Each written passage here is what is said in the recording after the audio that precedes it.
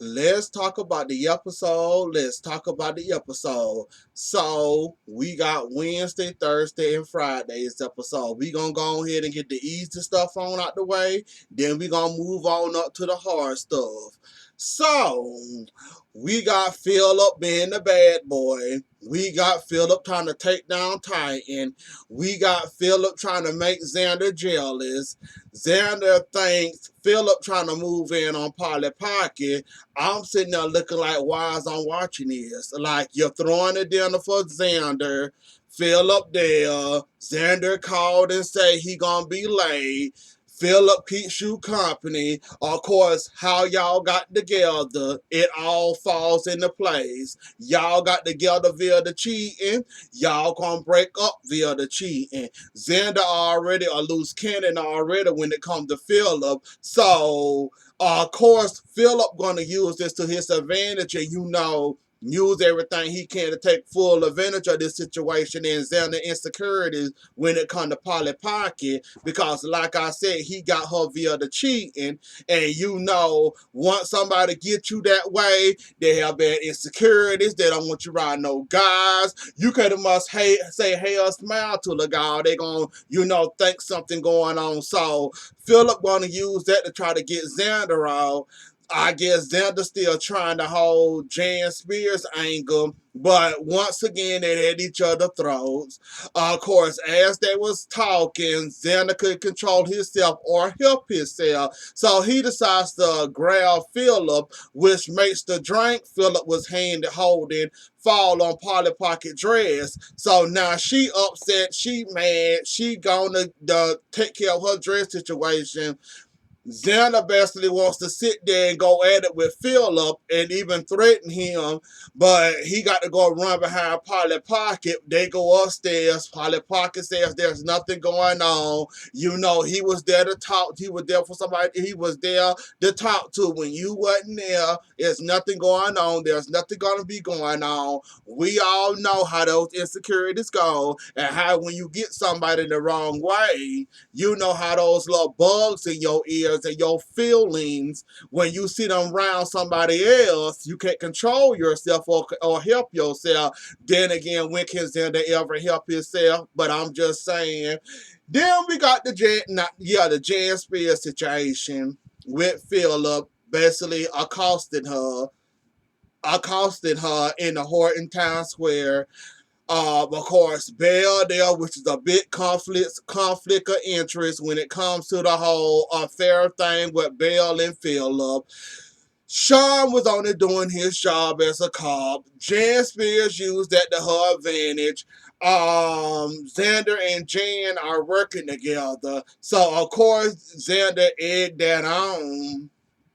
And then, of course, Philip feel like in his head, why did Sean do this? Sean didn't have to arrest me. Sean didn't have to charge me. But Philip, what you got to understand, when you was helping, bail out in her family, as you say, you kind of could have done that a better way than what you done, besides threatening a crazy woman, and then now she the victim. You put Sean and yourself in a hard situation, which means Sean was doing his job. He didn't have no choice whether to arrest you or not, because basically he's a cop. She called in a complaint. They got to work out this complaint, see how it go. He didn't have to arrest you like he said, but you said it was all because of the affair you and Bill had. I say could be, maybe. I wasn't watching back at that time. I don't know how hot y'all got and bothered y'all got. Could have been, could have not been.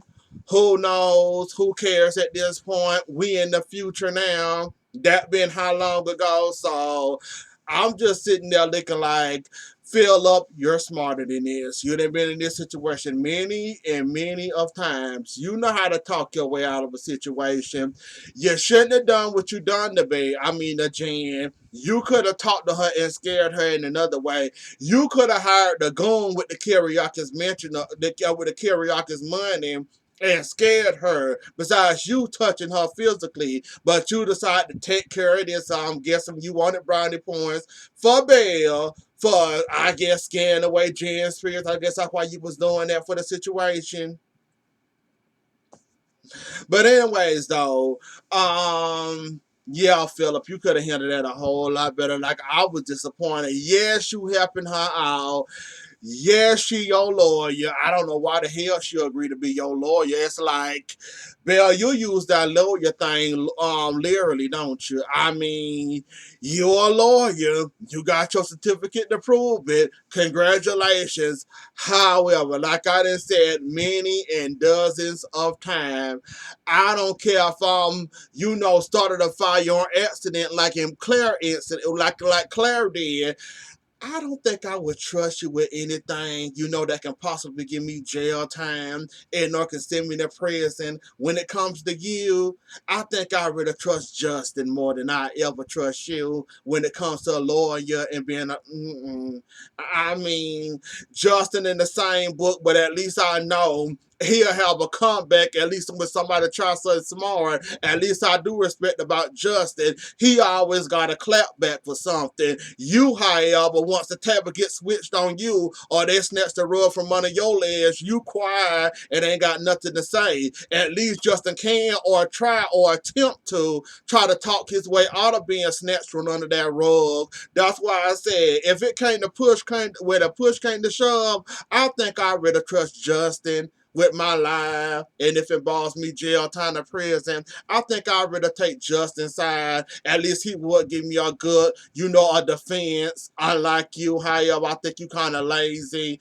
You try your little stunts. They don't work 20%, 90% of the time, 50% of the time. Then when they do get you and wrap you around the corner, it's like, I ain't got nothing else to do. I tried. Look, I tried. They kind of came there. There's no way I can defend that. Basically, you got to take this one on the chin. Maybe I can try the next time around, or will there be a next round for I can, try again to try to win this point, other than have that point taken away from me. See, that's the difference between you and Justin. At least Justin will fight tooth and nail for you. Don't matter what comes swinging out of left or right field. You, however, one good punch and you like, I can't defend that. It's just like, what can I say to that? I'm stuck. They got me.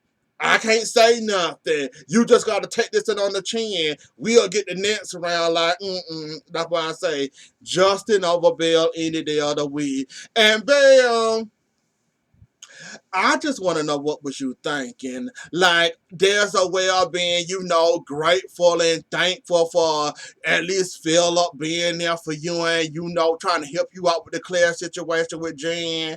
But think about it. That's the conflict of interest, and that's a big no-no. Sean just now getting over y'all little affair y'all had over how many years ago, and you really gonna dive in nose first over that?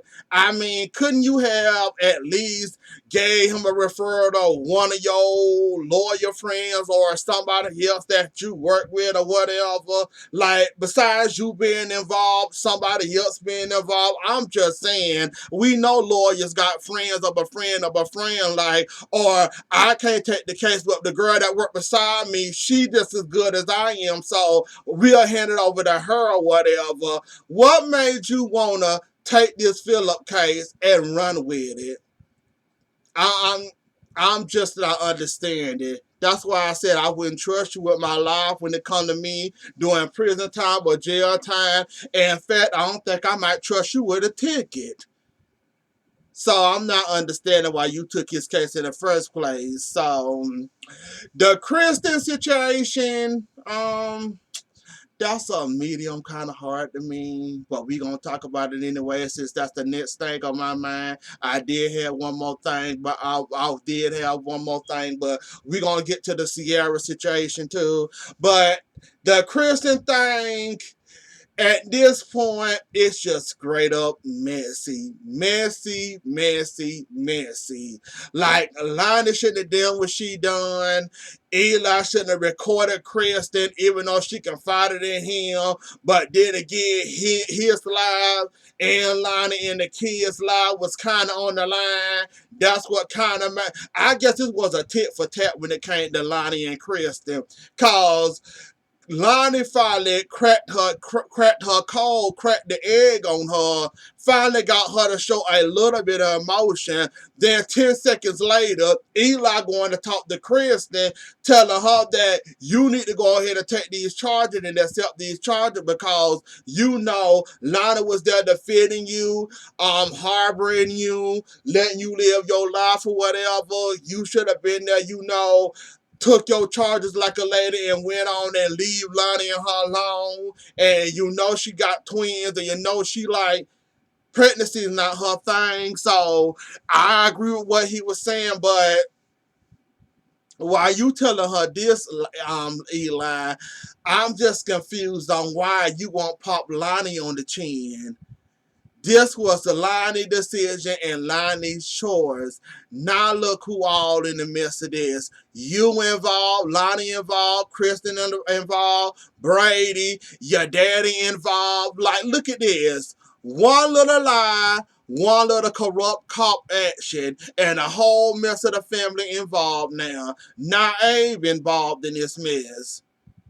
See, Lonnie, I hope you learned your lesson this time around. As Kristen managed to get off, or so help her, she might have skate away from these charges, or if she don't happen to skate away, and she happen to, you know, run out of town or whatever, I hope this taught you a big lesson. I'm still lost and confused on why Eli never popped Lonnie hand in this whole situation. It's like he was scared to confront her, tell her she was wrong when he did try in the beginning before he ended up arresting her. I guess he didn't like the way she was ignoring him or whatever. So he never tried any harder, even though that was your civic duty as an officer of the law to take her straight to the Slow Salem PD. You didn't pop her hand enough for me, Eli. And that's another reason why I'm mad at you. You let Lonnie sit there and kept on breaking the law. When she brought Kristen right into town, when Kristen came into town and y'all watching her baby and stuff, she had you all up in the midst of that mess. Then involved her daddy. Then you recorded the woman.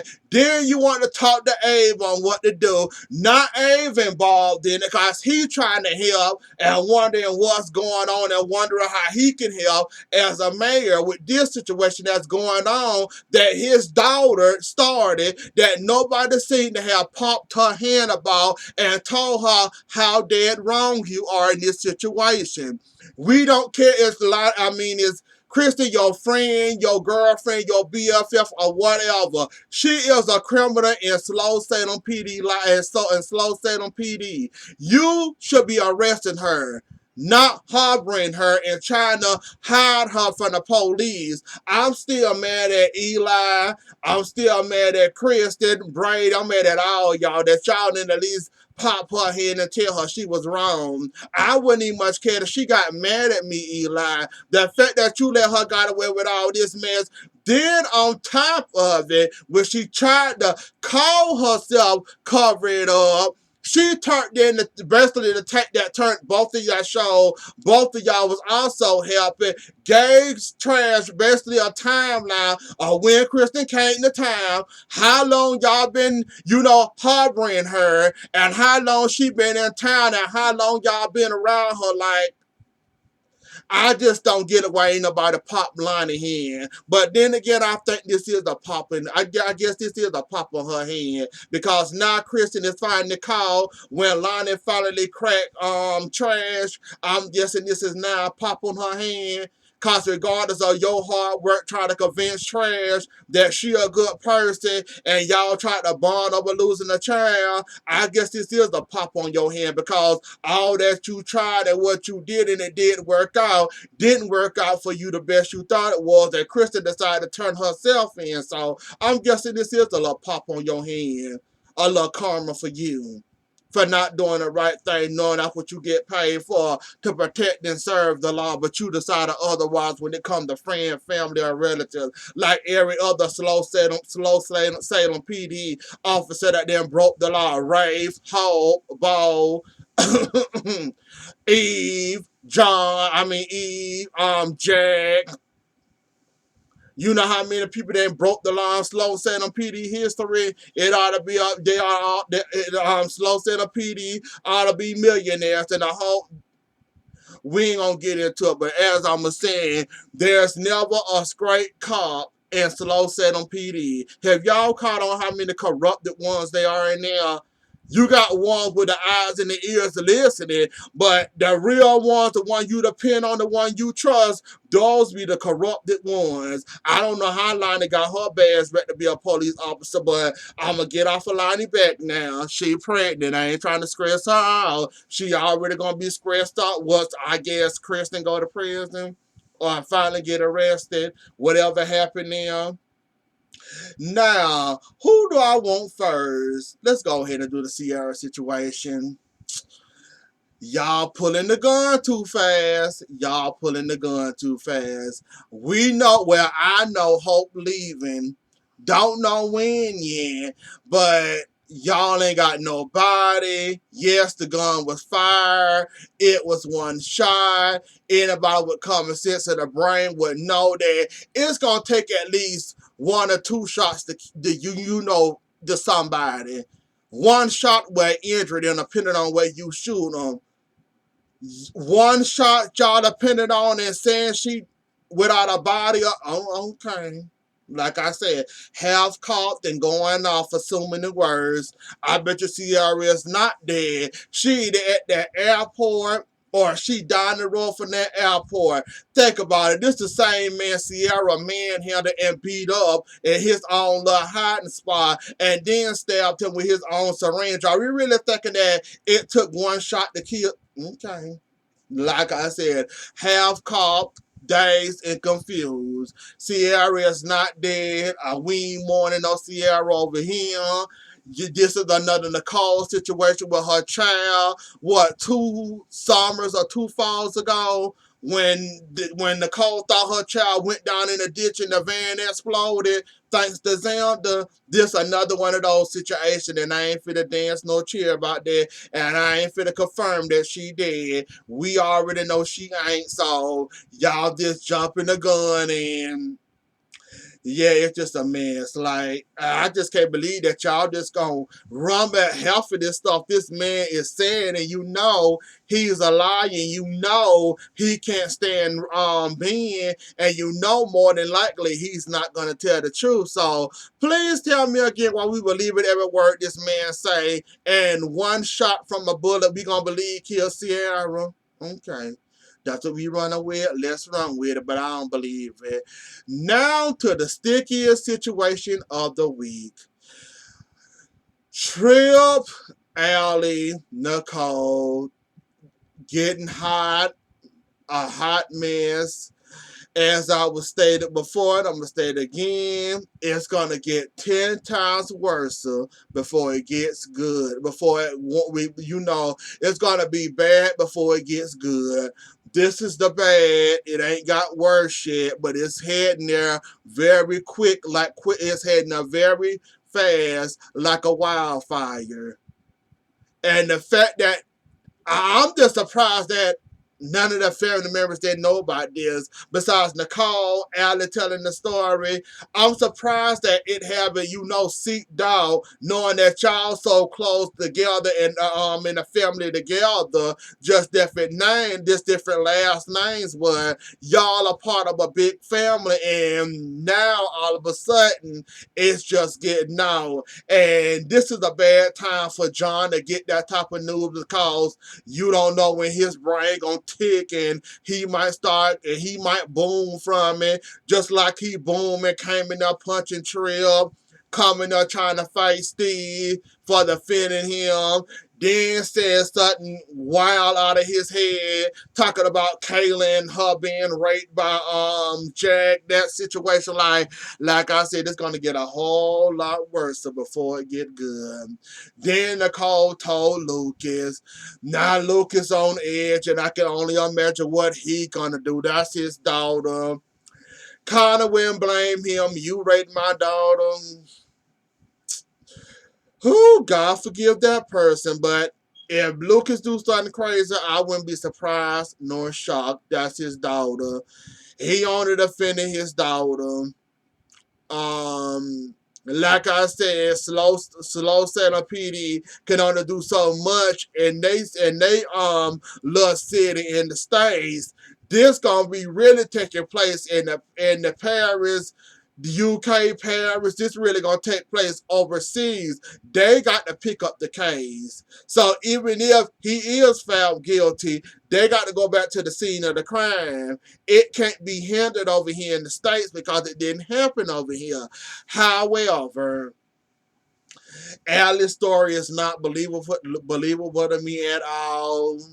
I like her, but she got bratty ways, and I'm kind of with her with, yeah, I was raped. I wouldn't want to be around a child, and like, that is a bad stigma. It's very bad for her because, she got a child by being forced on. So yeah, I kind of see why she don't want to look at the child, don't want to be around the child. Anybody in her situation, yeah, it's probably a hard thing. So that being said, and then we got basically the family picking sides at this point. We got Tripp and Steve and Kayla on Tripp's side. We already know John. I guess Marlena gonna stay neutral. We already know Claire that picked her side. Um I'm pretty sure Luke is gonna be on Allie's side. Sammy, when she find out, might be on her side, on her daughter's side. Like, it's already picking sides. So who they believe and who they don't. The DNA test, it could fix everything, but what really is that gonna fit? So like, even if Tripp not the one that did that, and like I said, Tripp was a playboy when we met him, when he was around us. He was getting the girls or whatnot. Do I think that he's a sexual predator or rapist? No, not even much a little bit. I don't think he's a rapist at all. Like, can't think of it. Don't want to think of it. No. He could, then he could not be. So I'm just gonna stick with. I'm confused at this point. Like, Alan's story don't make sense. His story make more sense. We got a family divided, and this is gonna get a whole lot stickier than what it is now. Like, just think, John not in his right mind punching Tripp. Now imagine when Lucas get a hold of Tripp, or better yet, he see Tripp. We got Charlie, the one that got all drinks all over his shirt, trying to defend Claire. And normally, I'm gonna go ahead and put this out there. I could be wrong, but then again, that boy ain't there for a reason. Normally when they introduce us to a new character, they come with, all types of, behind the scenes. They come with backstories. I wouldn't be surprised or shocked if it's Charlie that actually did this to Allie. And of course, don't nobody know, because you know how they quit to change their name. Look at Jordan, ex-boyfriend, and look how he came into town and tricked Rave. Thought he was gay, but we don't know if he really was, or he just was chasing behind money. So, like I said, it could be Charlie. You never know. He just came in a town. Make perfect sense. The timeline adding up to now. where he been at all this time. It's funny how Allie come into town and raped, and here we come. We met him getting drinks and lattes and all that, getting pulled all over his shirt, feeling sorry for him. He then found Allie, looked like he in it for the money, and like I said, Charlie looking a whole lot of believable to me that he could be the one. I could be wrong or whatever though, but I'm sticking with him because I don't think for once Tripp is one, even though Tripp is doing a lot of stuff to incriminate himself, which he ought to sit down somewhere. And the fact that Steve and Kayla finna do this DNA test behind his back, I hope he gets exonerated because, like I said, this is the family divided. Like I said, y'all may have different names, but y'all one big happy family. Don't matter how you twisting and turning, y'all all a big happy family. Now family got to pick side on who they believe in, who they just running with. So this is going to be a whole lot of mess coming on from this week on to this get cleared up. So they is keeping me entertained. Now we'll get them that though. So anyways though, y'all, that was the episode. Don't forget to like, share, comment, and subscribe. I'll see y'all later. Enjoy the rest of y'all morning and have a good weekend. Bye.